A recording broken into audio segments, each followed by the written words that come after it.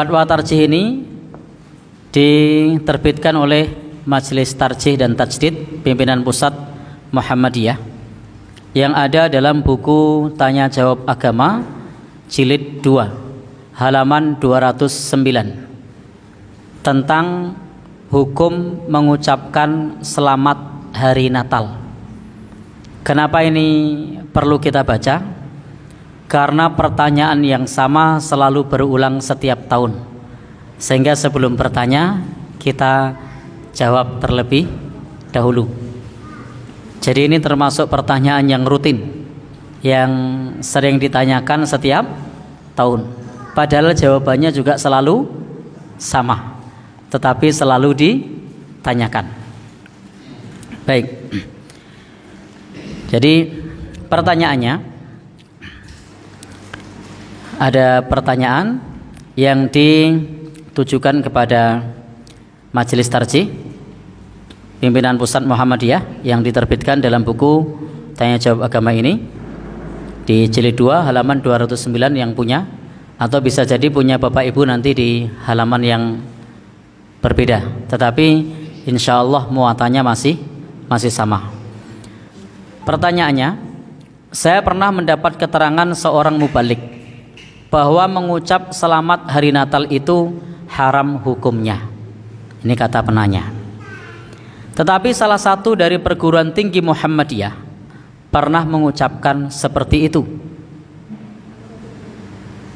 Kata penanya, saya menjadi bingung bagaimana sebenarnya. Penanya ini namanya Bapak Ahmad Toharuddin dari Malang. Baik, jadi penanya menyampaikan pernah mendengar dari mubalik bahwa mengucapkan selamat hari Natal itu hukumnya haram. Tetapi di lain pihak itu ada perguruan tinggi Muhammadiyah pernah mengucapkan seperti itu. Tentu bukan perguruan tingginya, tapi tokohnya. Maka penanya ini bingung bagaimana sebenarnya. Jadi bagaimana sebenarnya? Baik, jawaban dari Majelis Tarjih. Untuk memberi jawaban terhadap pertanyaan saudara, baiklah, disampaikan di sini fatwa Majelis Ulama Indonesia tentang perayaan Natal bersama dengan beberapa pertimbangan. Yang pertama, bahwa umat Islam diperbolehkan untuk kerjasama dan bergaul dengan umat beragama lain. Jadi kalau untuk bekerja sama dengan umat beragama lain itu hukumnya boleh, tentu dalam masalah-masalah yang terkait dengan keduniaan. Hal ini didasarkan kepada firman Allah Subhanahu wa taala di dalam surah Al-Mumtahanah ayat 8, bahwa kita sebagai umat Islam tidak dilarang ang tabarruhum wa tuqsitu ilaihim. Kita tidak dilarang berbuat baik kepada mereka dan berbuat adil. Demikian pula di dalam surah Luqman ketika menjelaskan seorang anak yang orang tuanya belum masuk Islam. Di situ disebutkan wa sahibhuma fid dunya ma'rufah. Pergaulilah mereka berdua dengan pergaulan yang baik. Jadi poin pertama, kita umat Islam boleh bekerja sama dan bergaul dengan umat beragama lain dalam masalah yang berhubungan dengan keduniaan. Yang kedua, bahwa umat Islam tidak boleh mencampur adukkan agama dengan akidah dan peribadatan agama lain. Jadi menurut fatwa tarjih di sini, umat Islam tidak boleh mencampur adukkan agama dengan akidah dan peribadatan agama lain. Hal ini didasarkan kepada firman Allah yang terdapat dalam surat Al-Kafirun. Sudah sangat tegas di situ bahwa hubungan kita dengan umat beragama lain yang terkait dengan akidah, yang terkait dengan ibadah, maka sikap kita adalah lakum dinukum waliyadin. Bagimu agamamu, bagiku agamaku. Baik. Jadi jelas kalau berhubungan dengan masalah agama, akidah dan ibadah, sikap kita kepada umat beragama lain adalah lakum dinukum waliyadin. Bagimu agamamu, bagiku agamaku. Tidak mencampur adukkan akidah kita, agama kita, ibadah kita dengan ibadah umat beragama lain. Yang ketiga, bahwa umat Islam harus mengakui kenabian dan kerasulan Nabi Isa Al-Masih Ibnu Maryam, sebagaimana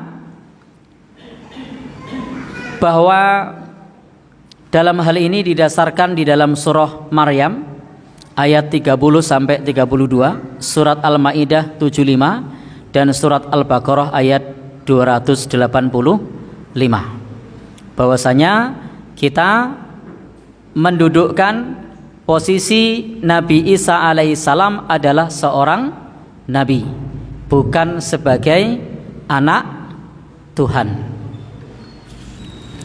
Yang keempat, masih menurut fatwa tarjih,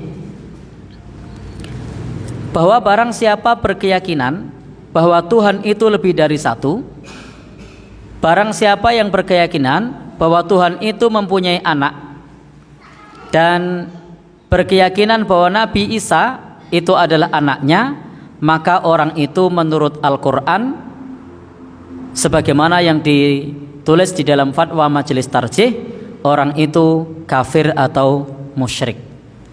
Jadi menurut fatwa majelis tarjih, ketika meyakini Tuhan itu lebih dari satu, atau meyakini Tuhan itu punya anak, atau meyakini Nabi Isa adalah anak Tuhan, maka itu termasuk bentuk kekufuran dan kesyirikan.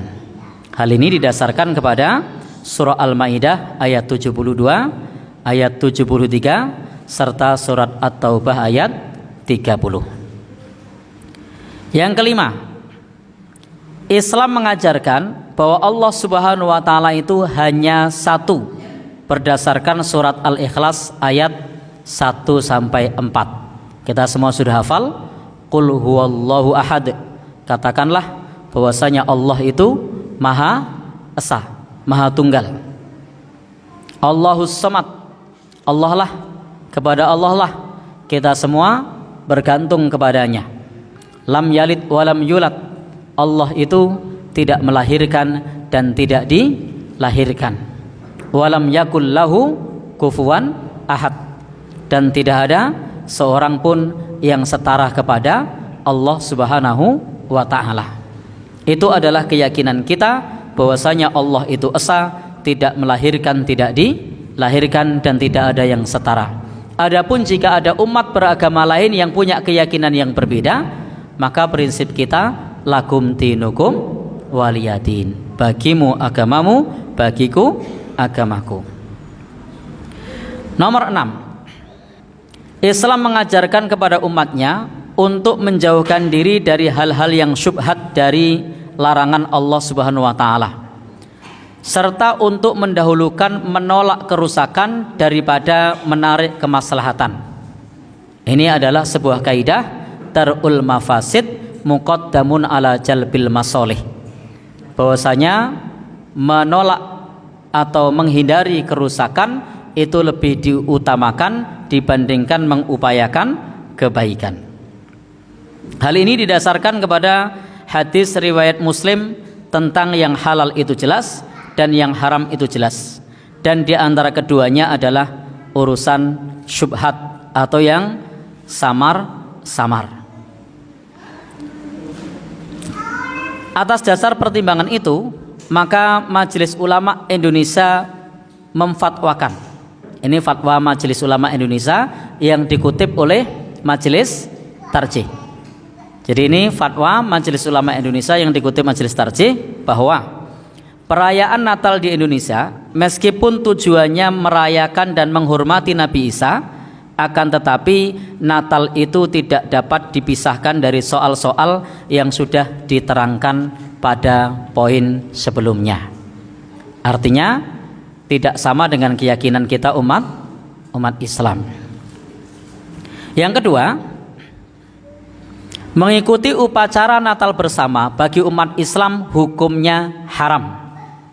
Jadi menurut Majelis Ulama Indonesia yang dikutip oleh Fatwa Majelis Tarjih Pimpinan Pusat Muhammadiyah, bahwasanya mengikuti upacara Natal bersama bagi umat Islam hukumnya haram. Yang ketiga atau C, agar umat Islam tidak terjerumus kepada syubhat dan larangan Allah Subhanahu wa taala, dianjurkan untuk tidak mengikuti kegiatan-kegiatan perayaan Natal. Lalu bagaimana kesimpulan dari Majelis Tarjih? Majelis Tarjih menyimpulkan dari fatwa itu, khususnya poin B, bahwa mengikuti perayaan Natal haram hukumnya, sedangkan mengucapkan selamat hari Natal dapat digolongkan pada fatwa poin C, sesuatu yang dianjurkan untuk tidak dilakukan. Baik, jadi ini kesimpulan dari fatwa Majelis Tarjih dan Tajdid Pimpinan Pusat Muhammadiyah. Fatwanya sudah jelas. Nah, itu terdapat dalam buku Tanya Jawab Agama halaman 209 dan 210 jilid 2. Baik, saya ulangi kesimpulannya. Kesimpulan dari fatwa Majelis Tarjih dan Tajdid Pimpinan Pusat Muhammadiyah tentang perayaan Natal bersama dan mengucapkan selamat Natal menurut Majelis Tarjih. Yang pertama, bahwa perayaan Natal di Indonesia meskipun tujuannya untuk merayakan dan menghormati Nabi Isa, akan tetapi Natal itu tidak dapat dipisahkan dari soal-soal yang sudah diterangkan sebelumnya yang tadi kita baca. Artinya bahwa keyakinan kita tentang Nabi Isa berbeda dengan keyakinan umat lain tentang Nabi Isa. Yang kedua, mengikuti upacara Natal bersama bagi umat Islam hukumnya haram. Ini adalah fatwa Majelis Ulama Indonesia yang disetujui oleh Majelis Tarjih Muhammadiyah. Kemudian yang ketiga, agar umat Islam tidak terjerumus kepada syubhat dan larangan Allah Subhanahu wa taala, dianjurkan untuk tidak mengikuti kegiatan-kegiatan perayaan Natal. Sehingga kesimpulannya, khususnya mengikuti perayaan Natal haram hukumnya, sedangkan mengucapkan selamat hari Natal dapat digolongkan pada fatwa poin C, sesuatu yang dianjurkan untuk tidak dilakukan. Jadi ini bahasanya diperhalus menggunakan kata-kata mengucapkan selamat hari Natal itu sesuatu yang dianjurkan untuk tidak dilakukan. Ini sama halnya ketika di satu ruangan ada tulisan Alhamdulillah Anda tidak merokok. Itu kata-katanya diperhalus. Tapi hakikatnya sama enggak di situ? Sama. Maka di sini disebutkan sesuatu yang dianjurkan untuk tidak dilakukan. Maka kita sebagai seorang muslim, sebagai warga Muhammadiyah, tunduk dan patuh kepada fatwa Majelis Tarjih. Baik, ini sekedar kutipan fatwa. Nanti bagi teman-teman yang pengen memperdalam lagi, ingin membaca lagi, bisa dibaca di jilid 2 halaman 209 dan 210.